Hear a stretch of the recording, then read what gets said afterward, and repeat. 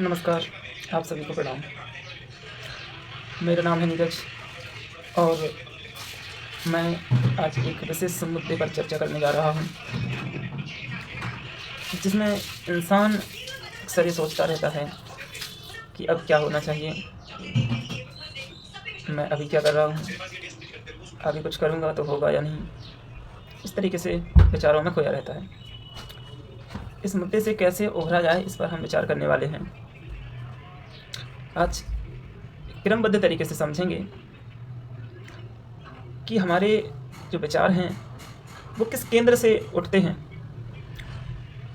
उन विचारों को कैसे कंट्रोल किया जा सकता है और किस तरीके से सही निर्णयों पर पहुंचा जा सकता है। तो सबसे पहले चर्चा स्टार्ट करते हैं और उसमें देखते हैं कि आखिर मनुष्यों के विचारों की उत्पत्ति होती कहाँ से है। एक साधारण जीव है, उसके पास कुछ आवश्यकताएं होती हैं। उन आवश्यकताओं की पूर्ति के लिए इंसान के दिमाग में इच्छा जागृत होती है। वो इच्छा प्रबल होती जाती है और वो एक विचार का एक कोई घूमने वाली कहानी, बार बार दोहराने वाली कहानी का रूप ले लेती है और इंसान को उस समस्या के समाधान का जल्द से जल्द प्रयास करना चाहिए।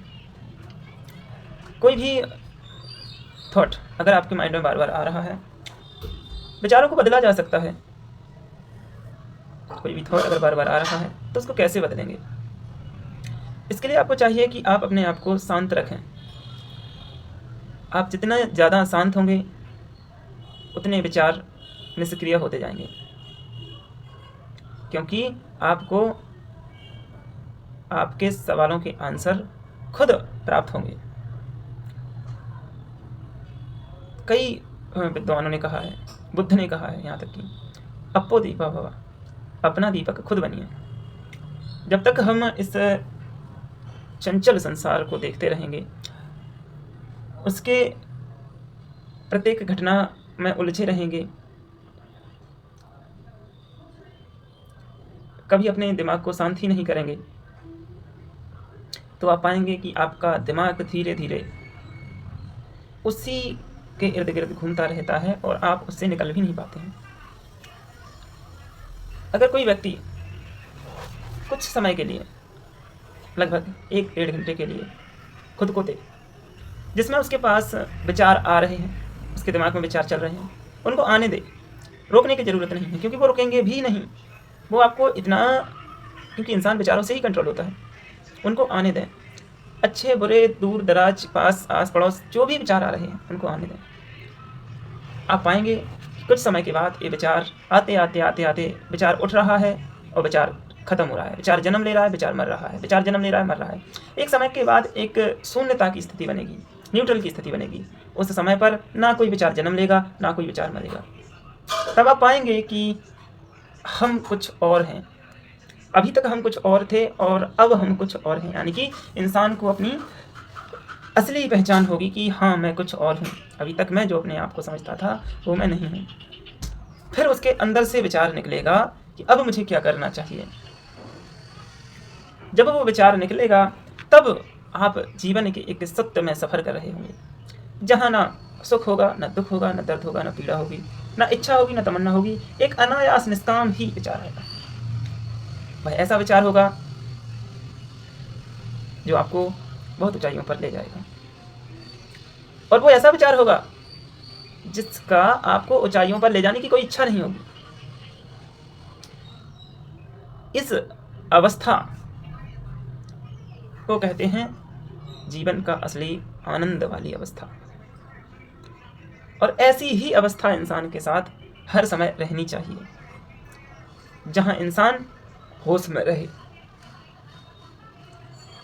अक्सर ही देखा जाता है कि पूरे संसार में 2 तरीके के लोग पाए जाते हैं।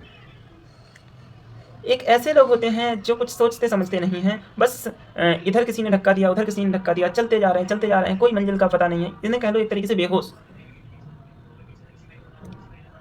और एक दूसरी तरफ वो लोग होते हैं जो प्रत्येक कदम को अपने अंतरात्मा से सोचते हैं, समझते हैं और आगे बढ़ते हैं। ऐसे लोगों को हम कहते हैं होशमंद। और दुनिया के किसी भी क्षेत्र में हो, जिसने होश प्राप्त किया है वो उसका जीवन शानदार रहा है। अतः हमें क्या करना है? होश में जीना है। और होश में आने के क्या माध्यम है? होश में आने के अनेकों माध्यम हैं, अलग अलग गुरुओं ने भांति भांति से बताया है। स्वामी विवेकानंद कह गए हैं कि भाई ध्यान करो, ध्यान की अवस्था आपको होश में लेकर आती है। और एक बार आपको होश आ गया तो संभावना है कि फिर से भी आप बेहोश हो सकते हैं, अगर आप हर समय फिर से होश में उसको रखने की आदत ना बनाए होंगे तो। क्योंकि हमें आदत बन चुकी है, किसी समय हम थोड़ा सा कुछ सुन लेते हैं और होश में आ जाते हैं, फिर बोलते हैं कि बढ़िया है, अच्छा है, ऐसा ऐसा ऐसा। और क्योंकि हमारे आसपास का वातावरण इतना बेहोश है, दुनिया के लोग 90% 99% बेहोश ही हैं, तो हम होश में आने के बाद दोबारा बेहोश फिर से हो जाते हैं। तो एक बार देखते हैं ना, आपकी कोई मोटिवेशनल स्पीच सुन ली तो आप एकदम बूम पर पहुंचेंगे कि अरे भाई दुनिया को दिखा देंगे कुछ कर कर, और अगले ही पल फिर कहाँ चले गए, फिर सब भूल गए। ये हमारे होश की निशानी नहीं है। हमें कोई भी कुछ भी कह दे, कोई सैड स्टोरी सुना दे तो हम दुखी हो जा रहे हैं, कोई थोड़ा सा मोटिवेशन कर दे तो हम क्या कहते हैं, हम भाई अपने कार्यों के पुल बांधने लगे, लक्ष्यों के पुल बांधने लगे। थोड़ा सा कोई हंसने की बात कर दे, आप हंसने लगे। यानी कि हमें अपने विचारों पर, अपने अंतर आत्मा पर कुछ अपने आप के बारे में पता ही नहीं है। हमारी बॉडी एक यंत्रवत हो चुकी है, एक मशीन की तरह कि कोई बटन दबा देता है, आप चलना शुरू हो जाएंगे। किसी ने कहा हंसने का बटन दबा दो, थोड़ी सी बात करी, आप हंसना शुरू कर देंगे। किसी ने सोचा कि चलो इसको गुस्सा दिलाते हैं, इससे कुछ गलत कृत्य करवाते हैं, थोड़ा सा आपका बटन दबाया, आप वो करने चले गए। और इसी के कारण इंसान की परिस्थिति में समस्याओं का जन्म होता है, जिसके कारण इंसान हर समय कुछ ना कुछ सोचता रहता है, कुछ ना कुछ तनाव में रहता है, और वो अपने जीवन में जो उच्चतम कर सकता था वहाँ तक नहीं पहुँच पाता है।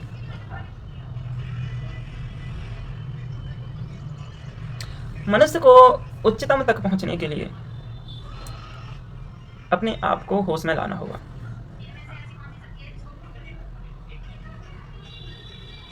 एक बार की बात है, महात्मा बुद्ध किसी वन में भ्रमण कर रहे थे, तो उन्होंने पूछा, वहाँ पर उन्होंने देखा कि एक व्यक्ति अच्छी खासी सर्दी में नदी में डुबकियाँ लगा रहा है, और लगाते ही जा रहा है, ठंड से काँप रहा है, फिर भी डुबकियाँ लगाता जा रहा है। महात्मा बुद्ध को कुछ आश्चर्य हुआ, वो अपने शिष्यों के साथ थे, तो उन्होंने उससे कहा कि भाई उस व्यक्ति को बुला कर लाओ, क्या दिक्कत है भाई इसको, वो इतना सर्दी में लगा हुआ है डुबकियाँ लगाना। तो उसको बुलाया गया, तो वो कहता है कि महाराज मुझसे एक पाप हो गया है, मेरी इस नदी में मैं नहाकर स्नान करके निकल रहा था, तो मेरी मेढक पर पैर रख गया और वो मर गया, तो मुझसे बहुत बड़ा पाप हो गया, और मैं इस नदी में 108 बार डुबकियाँ लगाकर अपने इस पाप को धोना चाहता हूँ। ये नदी बहुत पवित्र है, मैं मुक्ति प्राप्त करना चाहता हूँ।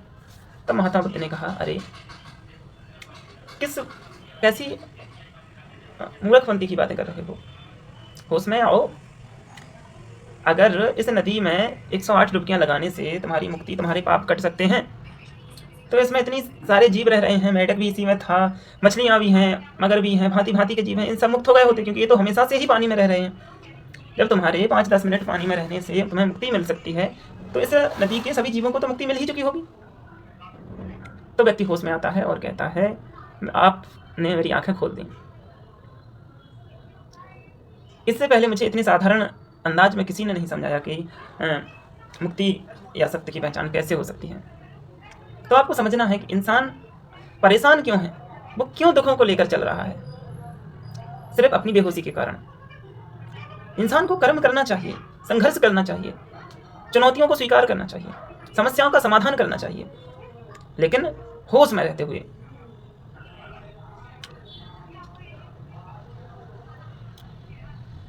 अभी मैं देख रहा था कि एक व्यक्ति आया मेरे पास और वो बोला कि मुझे कुछ समझ में नहीं आ रहा है, क्या करूँ मैं थोड़ा डिप्रेशन में था, तो मैं अपने घर वालों के पास चला गया कि थोड़ा घर वालों से मिलाऊंगा तो मेरा दिमाग सही हो जाएगा और मैं फिर से सही से वर्क करूँगा। पर वो कहता है कि मैं वहाँ से आ गया और मैं अब फिर वैसा की वैसा हो गया हूँ जैसा मैं पहले डिप्रेशन में था। तो यहाँ परिस्थितियाँ और व्यक्ति का सराउंडिंग और व्यक्ति के विचार ये सभी मायने रखते हैं कि वो कुछ समय के लिए गया और उसने देखा कि सब बढ़िया है और फिर वहाँ आया तो फिर वैसा की वैसा हो गया। तो यहाँ फिर से वही बात आती है कि व्यक्ति का होश कहाँ गया है, वो क्या देख रहा है, क्या सुन रहा है, क्या विचार जनरेट कर रहा है, किससे बात कर रहा है, किसके पास बैठ रहा है, क्या पढ़ रहा है, ये सभी मायने रखता है। वो उसके विचारों पर प्रभाव डालता है। अतः हमें एक अच्छा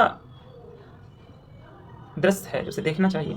गांधी जी के 3 बंदर तो ध्यान ही होंगे, अच्छा देखो या कह लो बुरा ना देखो, बुरा ना सुनो, बुरा ना बोलो। जब आप अच्छा देखेंगे, अच्छा सुनेंगे, अच्छा बोलेंगे तो आपकी ज़िंदगी भी अच्छी हो जाएगी।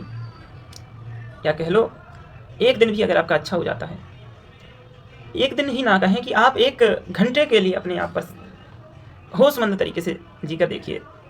उस 1 घंटे में आप इंसान बदल जाएंगे। पहले जो आप इंसान थे वो नहीं रहेंगे। समझ रहे हैं? आपको ये प्रयास करना है कि हम एक घटना को, हम कुछ पढ़ रहे हैं तो कितना पढ़ाई में हमारा ध्यान है कि 1 घंटे की पढ़ाई की है और उसका 90% टाइम है वो बेफालतू के विचारों में गया है। ये आपको देखना है। अगर आप एक दिन देखना सीख गए तो समझ लीजिए आपका उस दिन से आप नहीं रहेंगे, आप बदल जाएंगे। तो सारी बातों का सारांश यही है कि अपने आप पर ध्यान दीजिए, खुद को सशक्त कीजिए, समस्याओं का समाधान कीजिए, लड़िए परेशानियों से, जिस चीज़ की कमी है उसको प्राप्त करने की कोशिश कीजिए। और सभी समस्याओं का समाधान होता है ज्ञान, और सभी समस्याओं की उत्पत्ति होती है अज्ञान से। तो अज्ञान को हटाना है, सब समस्याएं खुद ही खत्म हो जाएंगी और अपना दीपक खुद जलाना है, अपने रास्ते खुद तैयार करेंगे। दुनिया में कोई भी कुछ भी कहे, जब तक हम उसे स्वीकार ना करें या हम उसकी देखरेख परख ना कर लेंगे, जब तक किसी बात को नहीं मानेंगे। चलिए मिलते हैं अगले सत्र में, अगले वीडियो में। तब तक के लिए नमस्कार, जय हिंद।